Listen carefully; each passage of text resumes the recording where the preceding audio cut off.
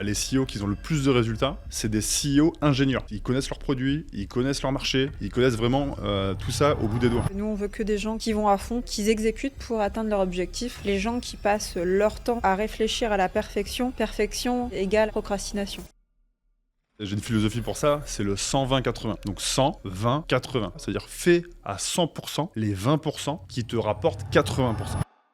Bonjour à tous. Bonjour. Bonjour, salut Alex, salut William. Bon du coup on est trop content de vous recevoir dans cette interview. Donc on vous présente du coup Laura, Aurélien, chef d'entreprise de la Familia. La Familia, une entreprise qui est incroyable, qui accompagne donc des entrepreneurs qui veulent scaler leur business, qui veulent pérenniser leur business et éventuellement gagner du temps enfin pour eux. Aurélien, est-ce que tu peux commencer à nous expliquer du coup qu'est-ce que c'est la Familia pour toi et quel est ton client idéal? Avec plaisir. En fait, nous, dans la Familia, on vient accompagner des personnes, et j'ai envie de dire, soit des solopreneurs ou soit des CEO en devenir, qui vont vraiment être dans l'implémentation. C'est-à-dire qu'ils vont vraiment travailler beaucoup dans leur entreprise, et même parfois un peu trop, j'ai envie de dire, 70, 80 heures à la Elon Musk, tu vois. C'est bien de travailler beaucoup, mais c'est mieux de travailler intelligemment. Et nous, en fait, on vient ramener avec Laura toute notre approche processus, le lean management, toutes ces choses-là qu'on a appris avec les années, aussi avec les études. On vient mettre ça en place dans leur business, qui va permettre aussi d'assurer une stabilité de leurs revenus. Parce que souvent, malgré tous leurs efforts, ils vont faire un mois à 5 000, un mois à 30 000, un mois à 10 000. Et en fait, ça va faire des up and down beaucoup trop incertains. Et on ne sait pas combien, en tout cas, eux, ils ne savent pas combien ils vont faire le mois prochain. Donc nous, avec cette approche processus, on vient vraiment stabiliser les revenus et ce qui rend beaucoup plus serein et pérenne leur activité et leur business. Et comment vous faites ça concrètement avec eux pour qu'ils puissent pérenniser entre guillemets cette activité? Il y a beaucoup de points. J'ai envie de dire l'approche principale, c'est vraiment l'approche processus. On va venir mettre en place des choses une fois pour toutes. Moi, j'ai un framework qu'on partage beaucoup avec Laura dans la Familia. C'est quoi un framework? C'est une genre de méthodologie, c'est quelque chose que tu peux venir répéter. Donc nous, le framework, le premier, ça va être one thing, one time. Okay. Qu'est-ce que ça veut dire ça? Ça veut dire quand je fais une chose, je le fais une fois, mais pas tout à fait en fait. C'est-à-dire que je vais le faire une fois, oui, mais je vais le faire moi-même. C'est-à-dire que c'est pour ça que je dis que notre client idéal, c'est des gens qui savent implémenter. Ils savent faire eux-mêmes. Tout ce qu'on va mettre en place, step by step, c'est eux qui vont le faire. Et ils vont obtenir les résultats. Deuxième étape de ce framework-là, c'est d'obtenir ces résultats eux-mêmes. Et ensuite, on vient soit déléguer, soit processer, soit automatiser en fonction de ce qui est possible de faire pour ce type d'action. C'est vrai quand même que c'est quelque chose qu'on voit quand même très souvent, que les vrais bons CEO et les vrais bons chefs d'entreprise, c'est quand même des gens qui savent déjà tout faire dans la boîte, qui savent vraiment comprendre les problématiques de leurs salariés pour pouvoir les aider, implémenter et même carrément aider s'il y a un challenge, quoi. Moi, un de mes meilleurs bouquins, en tout cas, un de mes meilleures inspirations, c'est The Outsiders. Et il explique en fait que les CEO qui ont le plus de résultats, c'est des CEO ingénieurs. Donc en fait, c'est des CEO qui savent ce qu'ils font, ils connaissent leurs produits, ils connaissent leur marché, ils connaissent vraiment tout ça au bout des doigts. Et en fait, les CEO qui sont catapultés comme ça sur le CAC 40, où eux, ils ont juste fait un peu comme nos politiciens.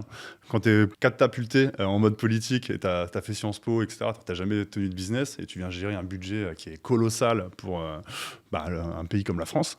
Je ne vais pas en dire plus là-dessus parce que ce n'est pas le sujet, mais on voit où on va en politique, alors que quand tu arrives vraiment de l'ingénierie, là, tout de suite, tu as des meilleurs résultats.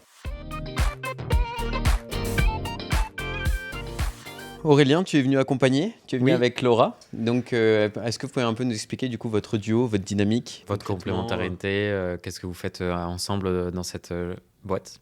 Laura, qui est ma compagne et associée, compagne depuis plus de 15 ans maintenant, et associée depuis plus de 10 ans. En gros, nous deux, en fait, on a vécu un peu toutes les choses, c'est-à-dire qu'on s'est connus à l'université. Donc tout à l'heure, je parlais qu'on avait fait des études en lean management, tout ce qui est logistique industrielle. On a travaillé, nous, dans des entreprises du CAC 40. En fait, on s'est rencontrés, nous, à travers nos études.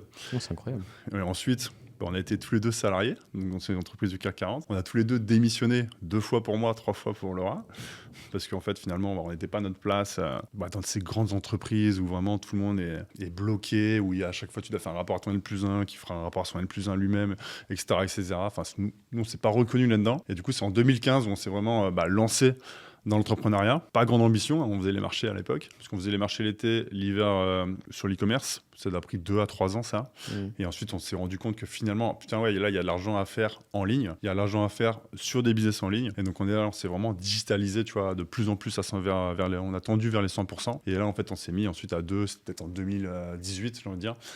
Et depuis 2018, en fait, on a ouvert plusieurs entreprises comme ça jusqu'à aujourd'hui. Et toi, Laura, du coup, par rapport à ce duo avec Aurélien, du coup, quelle est ta force dans ce duo-là qu'est-ce que vous faites en fait concrètement ensemble qui fait que ça marche aujourd'hui et que vous êtes trop contents de travailler ensemble? Je dirais que de mon côté, moi, les atouts que j'apporte en fait aux entreprises de la Familia, c'est le côté, moi j'ai plus le côté communication, le côté vente, le côté aussi émotionnel. Donc forcément, pour parler aux prospects et aux clients, il faut de l'émotion parce que c'est l'émotion qu'il faut vendre. Donc voilà, j'ai tout cet aspect-là et aussi j'aime beaucoup gérer les êtres humains. J'aime beaucoup travailler avec les équipes, les collaborateurs, collaboratrices. C'est pas forcément ce que la partie coréen préfère, mais moi j'aime beaucoup et ce qui me permet justement de pousser les gens à tirer le meilleur d'eux-mêmes, mais le tout dans une ambiance qui est sympa, qui est bienveillante, que la personne elle est ok de vouloir se dépasser, se surpasser en fait, un peu comme le slogan Fitness Park, mais clairement le tout dans une bonne ambiance. Donc moi ce que je vais faire concrètement, avant on travaillait à 2 sur toutes les boîtes, on se répartissait les pôles et les tâches. Aujourd'hui on s'est plutôt réparti les entreprises où moi je travaille notamment sur l'accompagnement en e-commerce et si tu te lançais sans dropshipping et je dirige du coup cette boîte et Aurélien travaille sur la Familia Structuration. J'interviens dans la Familia Structuration mais concrètement c'est Aurélien qui gère du coup cette boîte-là. Et du coup pour toi Aurélien, c'est quoi sa plus grande force dans la boîte de la Familia? Moi, je vais être très pragmatique, je vais être très... Chiffres. Ouais, très chiffre, KPI, skiing, tu vois, ça c'est... Ouais, c'est les chiffres qui me guident, tu vois. Chiffre analyse, ouais, lui. Alors Chiffre que Laura, elle va analyse. ajouter son côté émotionnel, côté un peu cerveau féminin et tout, tu vois. En fait, nous deux, on va vraiment se complémenter. Et en fait, comme elle disait, on est structuré. Du coup, elle gère une entreprise, moi une autre principalement. Et en fait, on vient toujours se consulter, se conseiller, parce que en fait, à nous deux, ça fait un tout. En fait, c'est le yin et le yang entre guillemets. Et là, on sait que quand on se consulte, derrière, on a la bonne décision. C'est vrai que c'est marrant, nous, notre grande force, c'est toi la bien gestion, et moi, ça va vachement être plus tout ce qui est stratégique, donc c'est vraiment très rigolo. Ouais, c'est c'est ça, vraiment assez complètement. complémentaire à chaque fois, les duos. À un moment, tu avais parlé de revenus imprévisibles, donc dans ta clientèle cible, donc idéale. Concrètement, l'instabilité donc, de ces revenus qui sont mensuels, qu'est-ce que tu fais? Qu'est-ce que tu crées comme système pour justement pérenniser et stabiliser tout ça? Ouais, c'est une bonne question. D'abord, j'ai envie de dire, comment on en arrive là? Avant de répondre à cette question, tu vois, on va peut-être se poser comment j'arrive à cette instabilité, comment j'arrive finalement à être débordé, à faire 70, 80 heures par semaine et vivoter, faire des mois très intéressants et puis faire des mois un peu moins intéressants. La question, elle est là. Et en fait, nous, ce qu'on analyse plus en profondeur, c'est ce qu'on remarque. Les solopreneurs, etc., ils veulent être partout. Ils ont une petite équipe, donc très peu de budget humain, très peu de temps à allouer, très peu de budget aussi de ressources financières, mais ils veulent être présents sur Instagram, ils veulent être présents sur YouTube, ils veulent faire de la pub, ils veulent faire plein de choses, et en final, ils peuvent pas être partout.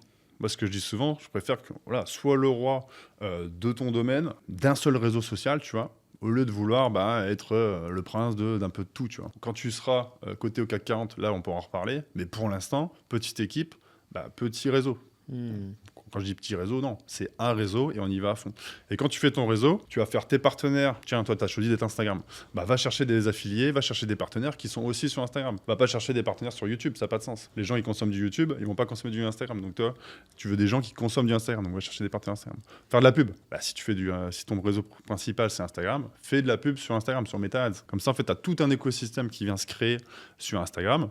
Et toi, après, bien sûr, tu viens mettre en place aussi peut-être un process de setting digital, quelque chose comme ça C'est vraiment super intéressant, c'est un peu ce que tu dis, donc la philosophie, c'était du coup le roi d'un réseau vs le seigneur en fait de plusieurs châteaux. Ouais. Et c'est vrai que c'est quand même super intéressant, c'est vrai que c'est un peu comme nous on fait avec nos clients. Tu sais, en publicité, à toujours vraiment voir qu'est-ce qui fonctionne le mieux, qu'est-ce qui marche le plus, et vraiment aller à fond vers ce truc-là, c'est trop important en fait. C'est très important. Ouais. Moi, je leur dis souvent, j'ai une philosophie pour ça, c'est le 120-80. Donc 100, 20, 80. Ça veut dire quoi? Ça veut dire fais à 100% les 20% qui te rapportent 80%. Donc fais à 100%, va dans la perfection, mais seulement des 20% qui vont te rapporter les 80%. Tu vois? Complètement. Et quand tu comprends ça, en fait là tu as tout compris. Donc tu vas aller au bout des choses, sur les choses qui ont vraiment de l'essentiel, qui a vraiment un effet de levier. Tu vois. Et là, tes 80 heures, je te garantis que tu vas pouvoir diviser par 3 ou par 4 et tu vas faire plus d'argent parce que tu vas travailler sur les grosses pierres que les cailloux, si vous connaissez la métaphore. Mais c'est comme nous, dans la publicité. Nous, en gros, c'est vraiment ce qu'on explique à nos clients. C'est vraiment, en fait, grâce à la publicité, on va vraiment chercher les 20% de leurs clients qui rapportent les 80%, au lieu d'aller chercher 80% de personnes qui peuvent être n'importe qui, n'importe quoi, et rapporter que finalement 20% de chiffre d'affaires et 80% d'emmerde, parce que c'est très compliqué après. L'objectif, c'est vraiment d'aller chercher ses clients idéaux, c'est-à-dire les 20% de clients qui vont ramener 80% du chiffre d'affaires. Et derrière, tous ces leads-là qui vont rentrer dans le tunnel, peu importe ton tunnel, peu importe en fait si tu es en système webinaire, VSL, ou bien tu as juste une page d'opt-in pour récupérer ton lead, tu viens appeler 100% des personnes qui rentrent dans ton tunnel, puisque c'est tous des potentiels clients idéaux. Et ça, souvent, tu as un amalgame entre l'avatar client et le client idéal. En fait, le client idéal, tu vois, nous, on va accompagner des personnes qui sont déjà lancées, qui font déjà le PMF, le Product Market Fit validé, au moins 50 000 € de vente sur ce produit-là. Donc, ils ont déjà des clients. Donc, en fait, définis ton client idéal de manière pratico-pratique, avec des vraies personnes. C'est quand tu viens définir ton client, pense à un vrai client qu'il y a dans ton programme. Et là, mets son prénom, mais qu'est-ce qui fait que lui réussit? Qu'est-ce qui fait que lui, finalement, il arrive à avancer de manière en autonomie? Qu'est-ce qui fait que lui, il cartonne, il fait 10 fois plus la promesse que tu lui avais promis à la base? Et quand tu as fait ça avec tous ceux, on va dire tous tes clients idéaux réels, là, en fait, tu vas voir qu'il y a des caractéristiques communs qui vont venir se lister. Et c'est ça qu'on va retravailler, en fait, qu'on va récupérer pour mettre dans les pubs. Et justement, on va cibler, comme tu disais, les 20% qui vont nous rapporter le plus, les clients idéaux. On voulait parler du coup des tâches aussi non passionnantes d'un chef d'entreprise. Bien sûr, parce qu'on sait tous que les chefs d'entreprise qui font la plupart des actions dans une entreprise sont pas souvent passionnés par toutes les actions, mais ils les font quand même à reculons. Voilà, c'est ça. Beaucoup se sentent bloqués en fait dans des tâches qui ne leur font pas plaisir, qui rapportent pas forcément d'argent et qui sont plus du type administratif et pas passionnantes. Qu'est-ce que toi tu leur conseilles du coup à ce type de personnes dans ces entreprises-là qui se retrouvent avec cette problématique? On va casser des mythes. Quand on commence à s'entreprendre, on va devoir faire pas mal de choses nous-mêmes. Et forcément, quand on dit tout faire nous-mêmes, c'est faire des choses qui nous plaisent pas. Donc ça, au départ, on est bien obligé. Après, plus on va avancer, plus on aura des ressources financières, on va commencer à penser investisseur. Donc investisseur, ça veut dire quoi? Je recommande un autre bouquin qui s'appelle Profit First. On va se payer en premier et en fait, tout ce qui va rester, là, on va se dire, tiens, comment j'investis cet argent qui reste? Et c'est là où je dis, tiens, sur les tâches que moi je fais tous les mois, est-ce qu'il n'y en a pas qui peuvent être déléguées? Est-ce qu'il n'y en a pas qui peuvent être automatisées? Tous les trimestres, on fait un audit de notre temps, c'est-à-dire qu'on vient lister sur un tableau Excel, peu importe, tout ce qu'on fait avec le volume un peu horaire mensuel, et on met un taux horaire sur le marché. Tiens, si je devrais le déléguer, ce que je suis en train de faire là, sur le marché, combien ça me coûterait? À la fin, tu fais aussi une comparaison avec ce que tu gagnes réellement. C'est-à-dire que ton taux horaire, là j'ai gagné X euros de bénéfices dans mon entreprise, et j'ai travaillé X heures, je fais combien j'ai gagné divisé par le nombre d'heures travaillées, ça me donne un taux horaire. Tout ce qui est en dessous de ce taux horaire-là, et que je peux déléguer sur le marché, finalement, si ça ne me donne pas de l'énergie, il n'y a pas que le coureur qui est important, c'est aussi est-ce que cette tâche me donne de l'énergie ou est-ce qu'elle me prend de l'énergie ou c'est plutôt neutre. Donc forcément, tout ce qui me prend de l'énergie, on va vouloir le déléguer le plus rapidement possible. Finalement, 1 heure là-dedans, ça va nous plomber peut-être 3 heures, 4 heures dans notre journée parce que ça va nous prendre tellement d'énergie. Et en plus de ça, des fois, on peut le déléguer à Madagascar pour 5 €, on peut le déléguer en France pour 20 €, tu vois. Alors que nous, notre valeur, elle vaut beaucoup plus. Donc ça va être des exercices qui vont être intéressants à mettre en place dans notre routine d'entrepreneur.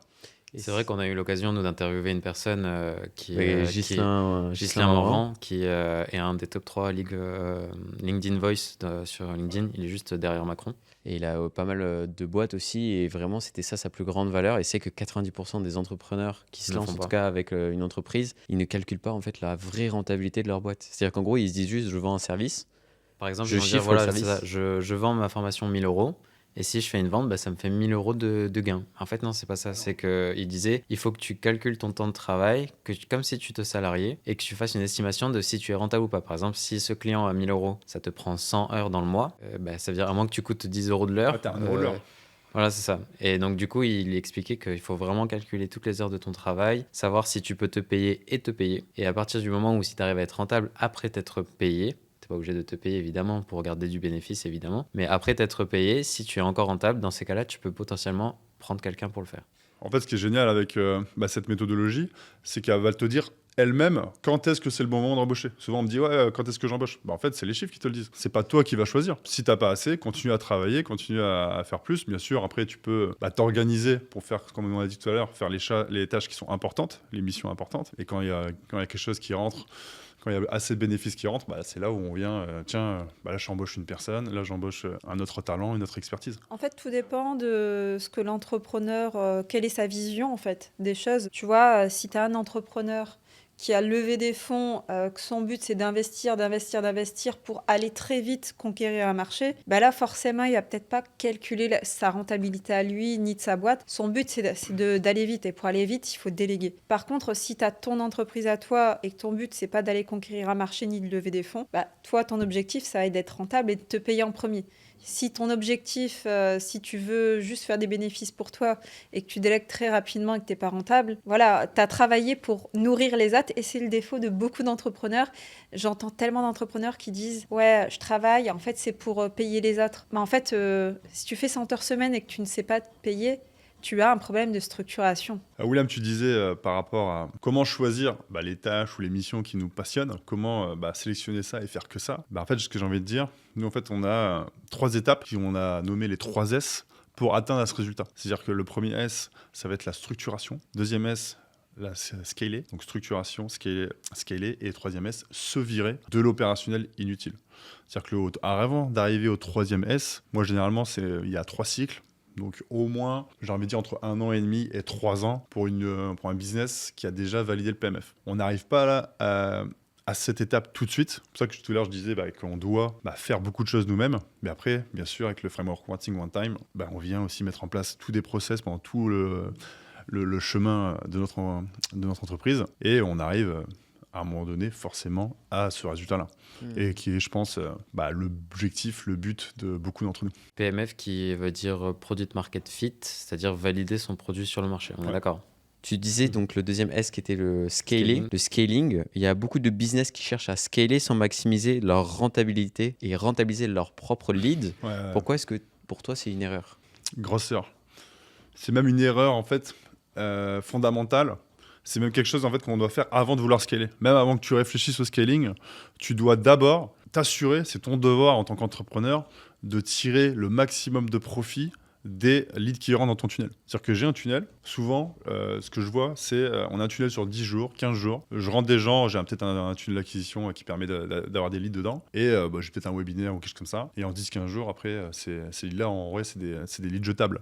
On les met à la poubelle. Et en fait, peut-être qu'on a générer peut-être 10, 15, 25 euros par lead, on est content, tu vois. Ils sont rentables, ils ont un RS de 2, RS de 3 pour les plus chanceux. Là, dès que tu vas vouloir scaler, tu vas vouloir mettre peut-être plus de budget, tu vas vouloir faire des opérations marketing, promotionnelles. Plus on va dépenser d'argent pour acquérir des gens, moins ton RS, il va être plus faible, tu vois. Avant de vouloir scaler, avant de même penser au scaling, élargis ton tunnel. C'est-à-dire que là, tu as un tunnel de 10-15 jours. Faisons plutôt une séquence de 90 jours de bienvenue, tu vois. Tu as une séquence webinaire, mais derrière, est-ce que tu peux pas rajouter du setting ? Est-ce que tu peux pas rajouter une VSL ? Est-ce que tu peux pas rajouter une formation écrite ? Quel est le gain de tout ça ? C'est qu'on va venir parler à notre audience, à nos leads, là, de manière différente. C'est-à-dire qu'on va vendre le même produit, toujours le même produit, mais avec des approches différentes, qui va permettre de déclencher une action, parce que quelqu'un qui ne peut pas être là le dimanche à 18h, peut-être qu'il pourra regarder la VSL, ou qu'il pourra répondre à un quiz, peut-être qu'il pourra répondre à une question. Et tout ça mis à bout, en fait, on arrive à multiplier par 2 ou par 3 le taux de conversion des gens qui rentrent dans le lead. Généralement, on est entre 1 et 3%. Nous, avec cette méthodologie, on est plutôt entre 5 et 7%. Et là, tout de suite, ça fait une grande différence. Parce que quand tu vas venir scaler, tu es à 5-7% de conv. Au lieu de 1 à 3%, rien à voir, tu vois. Et encore là, c'est l'ordre du technique. Mais en gros, l'erreur que font aussi les entrepreneurs, c'est que pour eux, ils se disent, ça y est, ça marche, alors qu'ils passent énormément de temps à gérer leurs clients actuels. Ils se disent, je vais scaler, maintenant je vais aller chercher d'autres clients. Et au final, ils se retrouvent noyés assez rapidement. Puis ça marche pour 10 000 euros de chiffre d'affaires par mois et ça marche pour 200 ou 300 000 euros de chiffre d'affaires par mois, c'est complètement différent, tu vois. Tu mentionnais le fait d'être CEO, que beaucoup de gens sur LinkedIn se mettaient CEO d'une boîte, mais que souvent, en fait, ce rôle est mal compris. Ouais, pour moi, il y a un vrai amalgame sur le marché. Maintenant, tout le monde est CEO, tu vois. Tu prends un freelance qui écrit des emails, un copywriter, il va se déclarer CEO sur LinkedIn. Le boulanger du coin aussi. Le boulanger du coin, il va mettre CEO de sa boulangerie sur LinkedIn. Tu regardes Elon Musk, lui, il est CEO aussi. Quelle est la différence entre Elon Musk et ton boulanger de ton coin? Tu vois, on a les freelances. Tu vois, si je fais un peu une métaphore avec l'opéra, dans l'opéra, tu vas avoir, je sais pas moi, ton trompettiste ou ton saxophoniste. Lui, il va savoir jouer d'un seul instrument. Pour moi, lui, c'est un freelance. Il y a une compétence, il sait la monétiser, très bien. Hop, lui, c'est un freelance. Après, on va peut-être avoir le solopreneur. Tu sais, c'est un peu dans les anciens villages, avant, il y a des hommes orchestres, ils se promenaient là, avec le tambour. Enfin, tu vois, il y avait plusieurs instruments sur lui. Lui, il fait plusieurs choses en même temps. Plutôt le solopreneur. Il commence à avoir une vraie entreprise, on va dire, mais c'est lui qui fait tout. Et ensuite, on va dire le CEO ou le COO, si on veut aller un peu plus dans le détail, ça va être le chef orchestre. Lui, il va vraiment, c'est lui qui va orchestrer un peu tous les groupes. Il va avoir le groupe de violonistes, il va avoir le groupe de percussion, etc. Et c'est lui qui va manager tous ces pôles-là de son entreprise, entre guillemets. Et après, j'ai envie de dire, tu as aussi le propriétaire de l'opéra. Et là, quand tu regardes le cadran de Robert Kiyosaki, ça, c'est le 4e cadran, c'est le cadran d'investisseur. Et en fait, j'ai envie de mettre le CEO, on va dire, entre cette étape-là et le chef orchestre. Parce qu'en fait, le CEO, c'est quoi son rôle à lui? C'est 3 points. C'est la vision, c'est lui qui doit réfléchir. Souvent, le CEO fondateur, c'est eux qui ont les meilleurs résultats dans leur entreprise. Donc, c'est eux qui ont la meilleure vision pour aller plus loin. Deuxième point, c'est aussi transmettre le leadership. Donc, on va venir transmettre le leadership à nos équipes, on va leur donner confiance et on va les objectiver, etc., pour qu'ils aillent chercher les objectifs qu'on a fixés, la vision. Et puis, le troisième point, c'est représenter l'entreprise. Faire des podcasts, par exemple, ça, c'est aussi une mission du CEO, c'est de représenter son entreprise, c'est d'aller donner envie à des personnes de travailler pour la boîte. C'est aussi d'aller donner envie à des clients de rentrer, des prospects à devenir clients de la boîte. C'est ces choses-là, tu vois. Faire aussi des gros partenariats, des partenariats à gros leviers qui vont générer peut-être un pourcentage significatif du chiffre d'affaires. Ça, c'est aussi le rôle du CEO, tu vois. C'est quand même assez impressionnant. C'est vrai que tous ces leviers-là et cette rentabilité, ce scaling, moi, j'ai bien aimé aussi la métaphore que tu as donnée du gars qui fait tous les instruments. C'est vrai que lui, comparé à tous les autres, même chefs d'orchestre ou les autres personnes qui font juste un seul instrument, le nombre d'heures qu'ils ont travaillé, le nombre de temps qu'ils ont fait et qu'ils ont pris, eux, en fait, ils sont à même largement en fait, de diriger carrément tout un... Moi, je pense que c'est les meilleurs candidats au CEO. C'est-à-dire que le freelance qui est très... C'est bien, il a passé des 10 000 heures, tu vois. Ça a été prouvé que pour être vraiment le top 1% ou 0,1% expert dans un domaine, c'est 10 000 heures. 10 000 heures de travail, 10 000 heures d'implémentation, etc. etc. Le solo... lui, en fait, il n'y a pas 10 000 heures dans tous ces trucs-là, c'est impossible. Mais par contre, il est généraliste. Et pour moi, un CEO, il doit être généraliste. Tu vois. Il doit être généraliste parce qu'en fait, il doit savoir faire, il doit savoir implémenter comme les solos faisaient. Mais par contre, ensuite, il manage. Il faut qu'il y ait cette capacité en plus. Et ça, c'est pas inné, ça s'apprend. C'est une capacité, c'est une compétence qui peut être apprise. Ouais, c'est le chef d'orchestre qui a le bâton, qui maîtrise tout l'orchestre. Mais par contre, il faut qu'il soit capable de prendre la trompette pour montrer comment on fait, quoi. Exactement. Ouais. Et puis même aussi, il faut qu'il soit capable à tout moment, il peut y avoir quelqu'un qui est malade ou d'un coup il y a une grosse urgence et il n'est pas là, il est capable de le remplacer et d'être capable de faire en fait le... Alors, il doit être capable, mais ça veut dire qu'il n'est pas encore véritable CEO. Parce que nous, en tant que véritable CEO et dans la qualité, tu as un tableau en fait des compétences une matrice des compétences. Une matrice des compétences qui veut que tu as toujours une personne qui peut remplacer une autre personne. Donc au départ, forcément, quand on est dans ces premières étapes de transformation de solo à CEO, nous, on leur dit, c'est toi qui remplace. Donc, dans cette matrice de compétences, c'est toi qui peux remplacer tout le monde. Mais à un moment donné, quand tu veux passer véritable CEO, toi, en fait, on t'extrait de cette matrice de compétences. Toi, tu es en dehors. Toi, maintenant, tu es le propriétaire. C'est-à-dire que s'il y a un absent, c'est plus toi qui dois y aller. C'est quelqu'un d'autre. Tu as déjà prévu, en fait, les imprévus, quoi. Exactement. Et c'est là où tu deviens véritable CEO.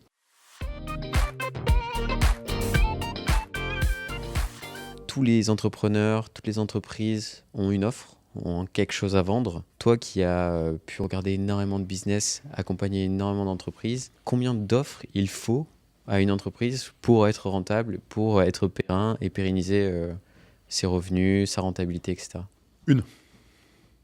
Une offre irrésistible. On veut une offre d'appel. En vrai, voilà, on va nuancer. On peut avoir plusieurs offres. Moi, généralement, je leur dis une offre irrésistible, une offre d'appel. C'est celle-ci qu'on va communiquer partout sur nos réseaux. Qu'est-ce que ça veut dire concrètement, une offre irrésistible ? Une offre irrésistible, c'est si tu es mon client idéal, je te pitch une offre qui te correspond. En fait, tu serais tellement stupide de dire non parce que en fait, l'offre elle a été créée pour toi.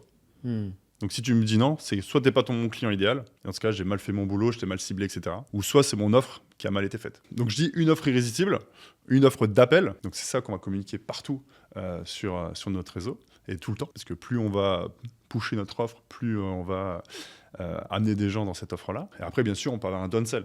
On peut aussi avoir un downsell derrière, ça c'est OK. Mais par contre, c'est une seule offre en première porte. Après, je pourrais, si tu le souhaites, rajouter deux offres irrésistibles.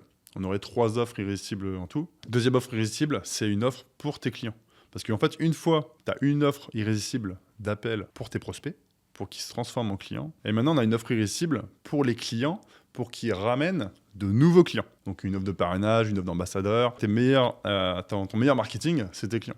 Donc on va faire une offre irrésistible pour vraiment les engager et leur donner envie d'aller recommander ton offre, ton produit à d'autres clients qui, eux, ils connaissent. Ils sont dans des cercles, ils sont dans des groupes. Ils ont forcément des clients comme eux qui se ressemblent, s'assemblent. Donc c'est ton client, il y a forcément des gens qui sont intéressés par ton offre. Et la troisième offre irrésistible, ça va être une offre de partenaire, une offre d'affilié. On peut aller demander à des influenceurs qui ont des grosses audiences et dans cette audience-là, une grosse proportion de nos clients idéaux. En fait, on va leur pitcher une offre qui est tellement irrésistible qu'il serait stupide de nous dire non, de communiquer sur ça. Et en fait, si tu as ces 3 offres irrésistibles-là, ton entreprise, elle va tourner de manière pérenne, il n'y a aucun doute. D'accord. Très intéressant. Ouais.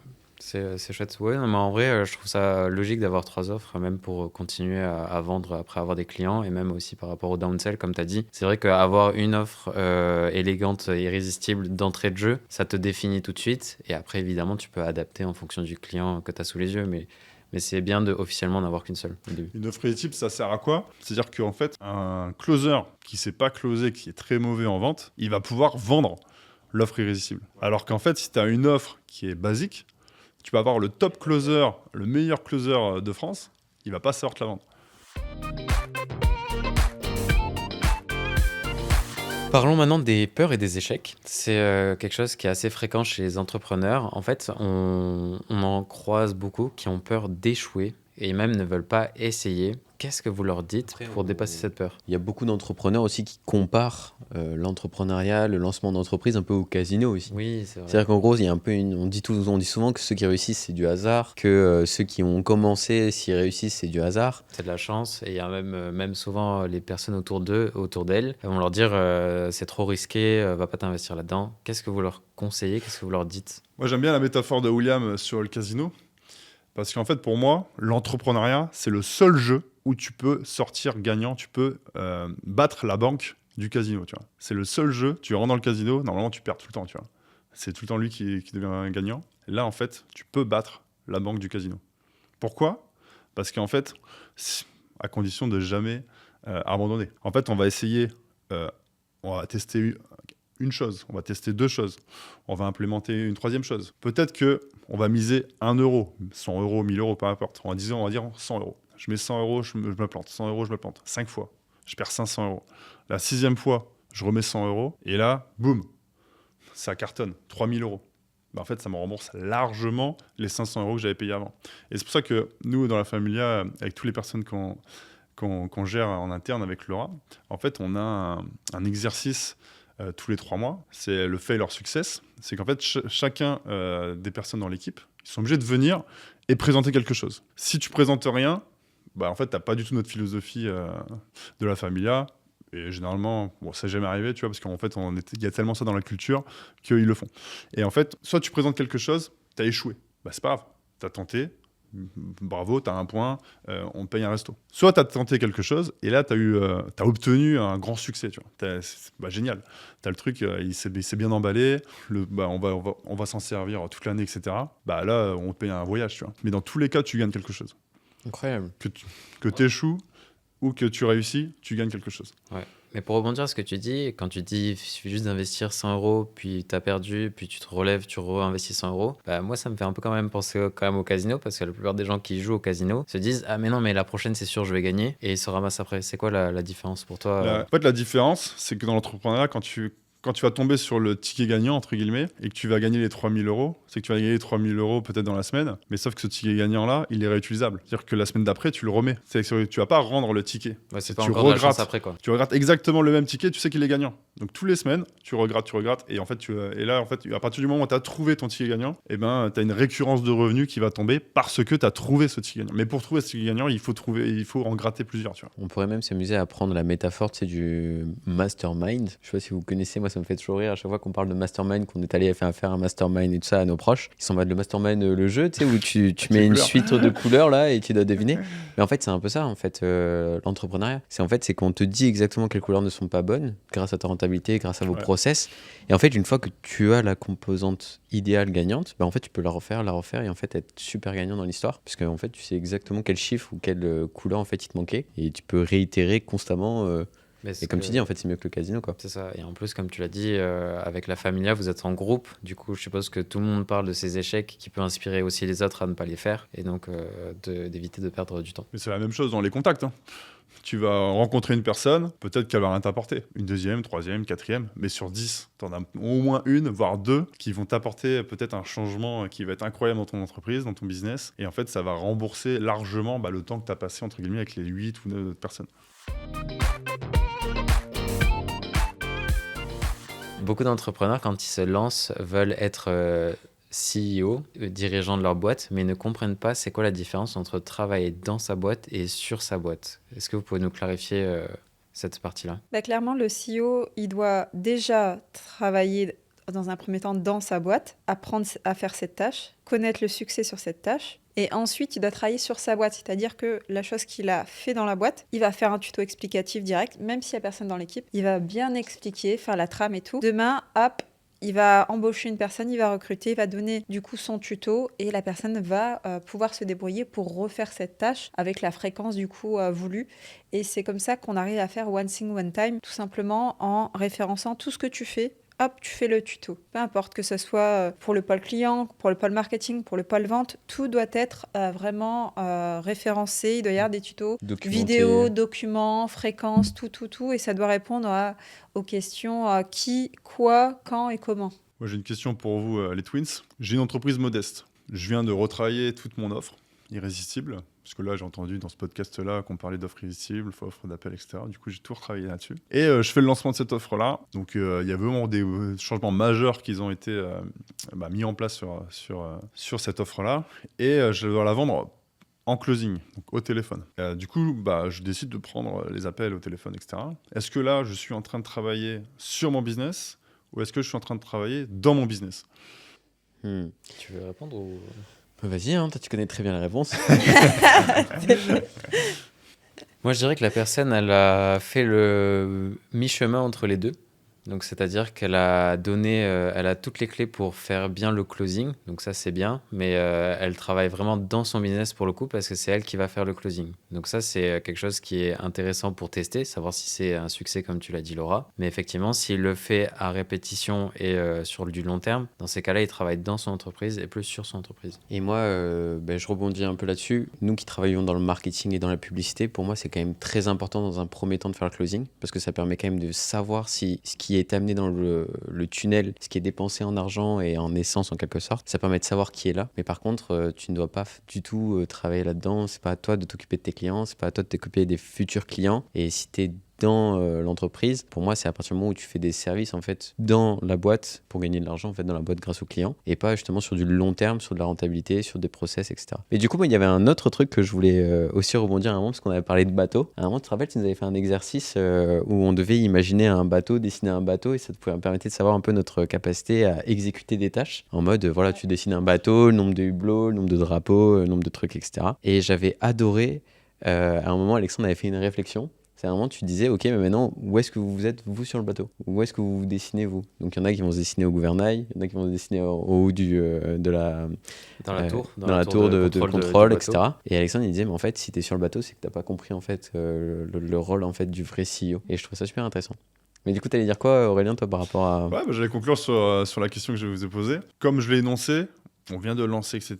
Comme vous l'avez dit tous les deux, là, on est ok, c'est dedans parce que c'est une tâche opérationnelle, mais c'est primordial de le faire nous-mêmes. Et en fait, du coup, ça veut dire que c'est du sur le business. Donc, on va prendre 10 calls, on va prendre 20 calls. Après, voilà, une fois que tous les KPI sont ok, une fois qu'on a créé tout, on s'est servi de ça pour corriger les petits points de notre tunnel qui avaient besoin. On s'est servi de ça pour fixer aussi le drapeau, fixer des objectifs pour le closer qui va venir prendre cette mission après. Et du coup, si on fait ça, jusqu'à, on va dire, 10 à 20 calls, on est sur le business. Après, si on commence à faire 30, 50, 100 calls, là, on est dans le business. C'est-à-dire qu'on ne sait pas recruter, etc. Donc, on fait ça pour combler un trou. Donc là, c'est plutôt dans le business. Mais alors que toute la première phase, première partie, là, on est sûr. Et ça, j'encourage vraiment aux personnes à réfléchir de cette manière-là, qui permet vraiment de mettre en place des choses. En fait, nous, on est dans le développement. On va toujours mettre en place des nouveaux projets dans notre business et on va venir atteindre les objectifs. Et quand on atteint l'objectif, là, on peut déléguer, automatiser à des équipes. Et en fait, dans un business, on va avoir 2 plans d'action. Un, toutes les actions répétitives.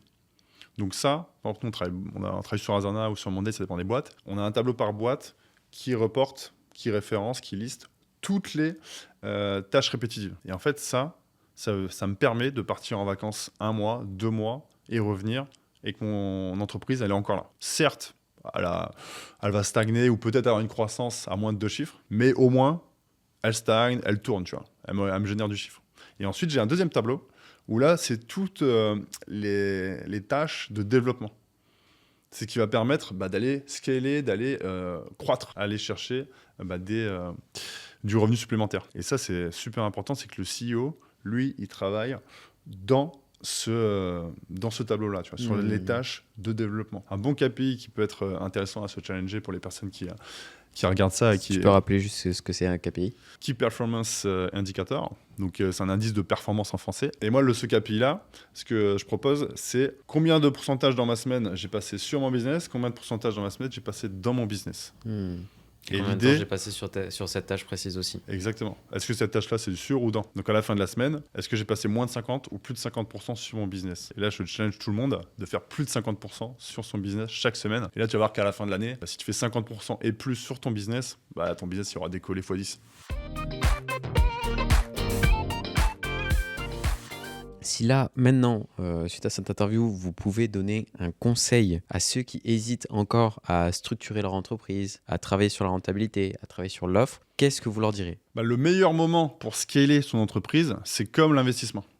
C'était hier. Plus tu tardes à structurer ton entreprise, plus tu auras du taf, plus tu auras de boulot, plus en fait parce que on va repart sur les fondamentaux, sur les bases de la structuration. Dans toutes les entreprises qui viennent, des fois ils hésitent, ils viennent 1 mois, 2 mois, 6 mois après. En fait, on est obligé de refaire un flashback, on est obligé de revenir en arrière parce qu'en fait on restructure, on reprend toutes les bases, on repart de zéro. C'est ce que je disais tout à l'heure. En fait, la scalabilité de ton business, ça dépend vraiment des fondamentaux de ton business. Donc on reprend tous ces fondamentaux et ensuite là on vient scaler. Et c'est beaucoup plus rapide une fois que tes fondamentaux sont en place de venir scaler une entreprise grâce à la structuration que de vouloir scaler sans avoir structuré son entreprise. On est d'accord que ça prendra du coup du temps, mais du coup une fois que c'est fait, c'est bien fait, c'est ça? C'est-à-dire qu'au lieu d'être sur son... Je vais faire une métaphore un peu plus...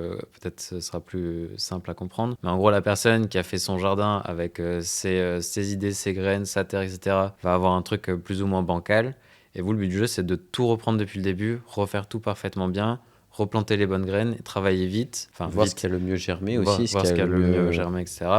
Reprendre bien comme il faut tout pour que ce soit le plus clair possible, étape par étape pour la personne. Einstein disait, si j'ai 1 heure pour trouver une solution, je vais passer 55 minutes à réfléchir au problème et à me poser la bonne question. Donc 55 minutes, je réfléchis au problème pour me poser une question et les 5 dernières minutes, je réponds à la question que je me suis posée. Tu vois.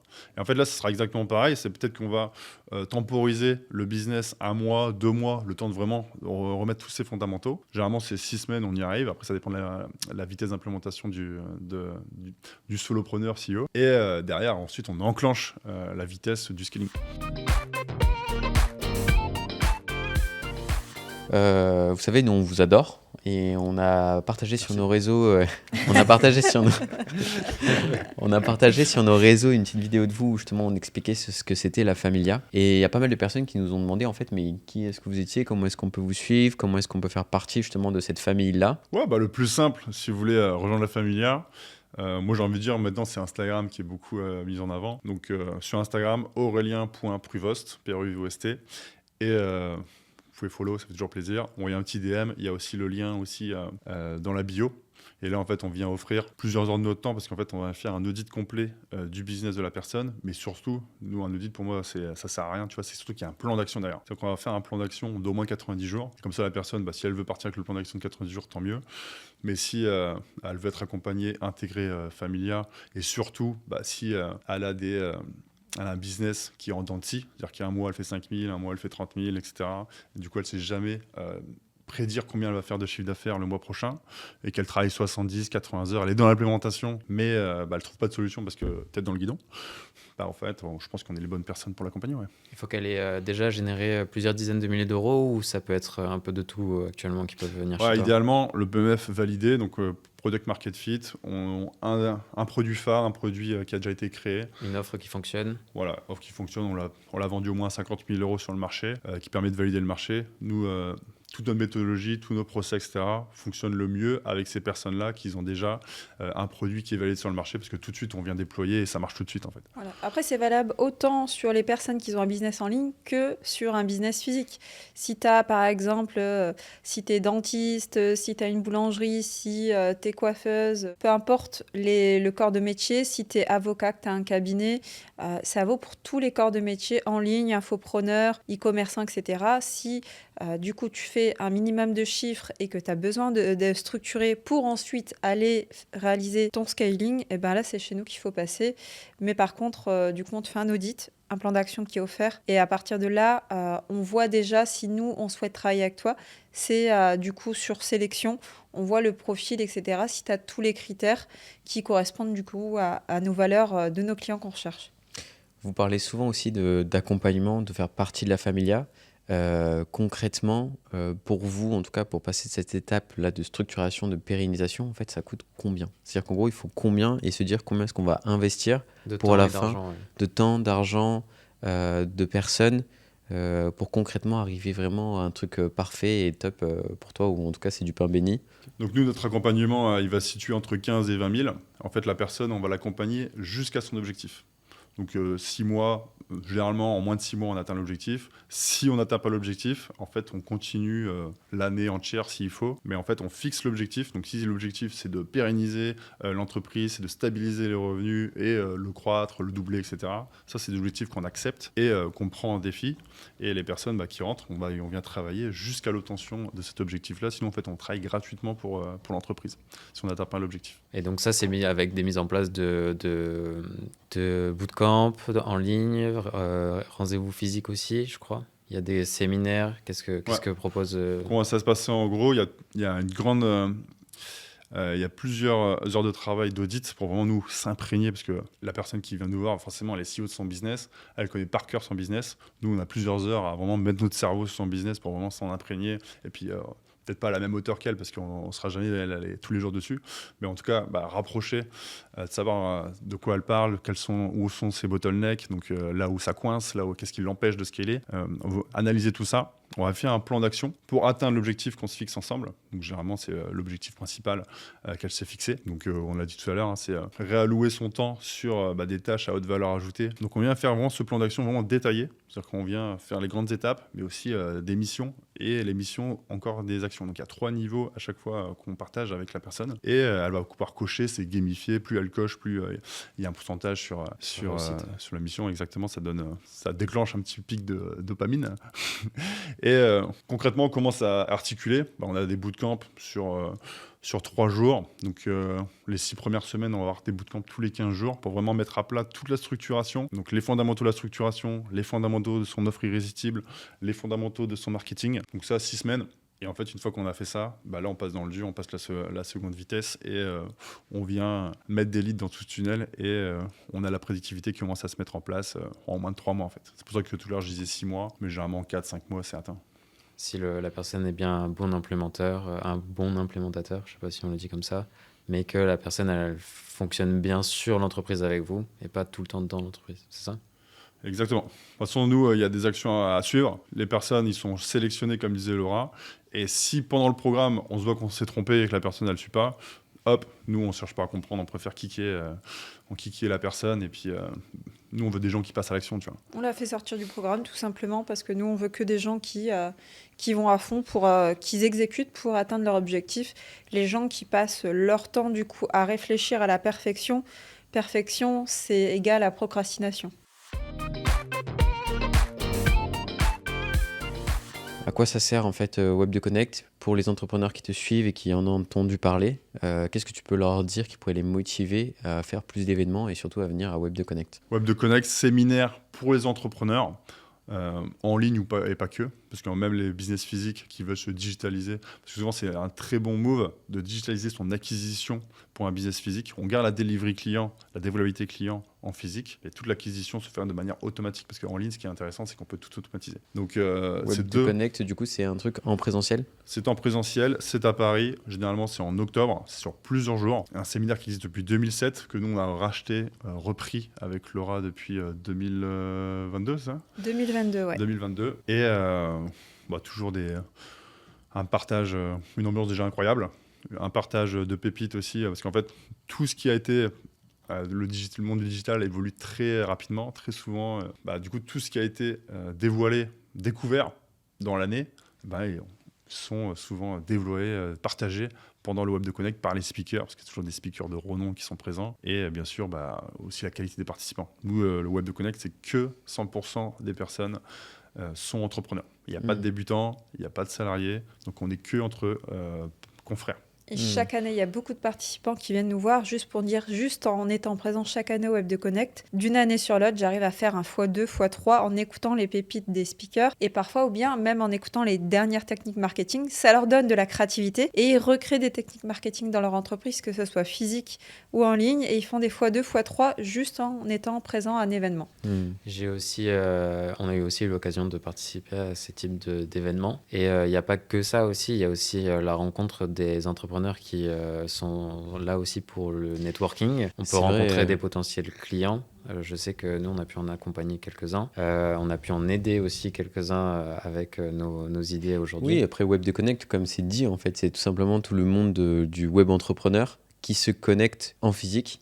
Et ce qui était vraiment super intéressant aussi, c'est toutes les activités qu'on faisait pour parler de ces problématiques, résolver les problématiques des autres, se connecter, prendre les contacts. Les gens sont aussi ouverts à ce que tu viens de leur parler. Ils sont tous... des fois, moi, je me rappelle, je restais assis dans un coin, j'avais un coup de fil. Et il y a 2-3 personnes qui sont venues me parler pour me dire « Alors, qu'est-ce que tu fais dans la vie ?» Même si t'es timide, tu vas avoir des contacts.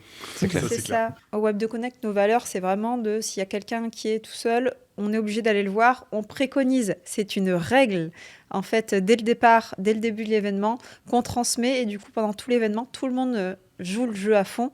Et du coup, tout le monde partage, échange les numéros, échange les pépites.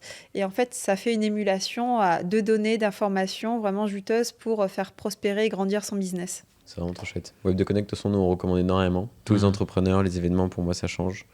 Il faut se connecter. Sur Instagram, Web de Connect, avec le chiffre 2.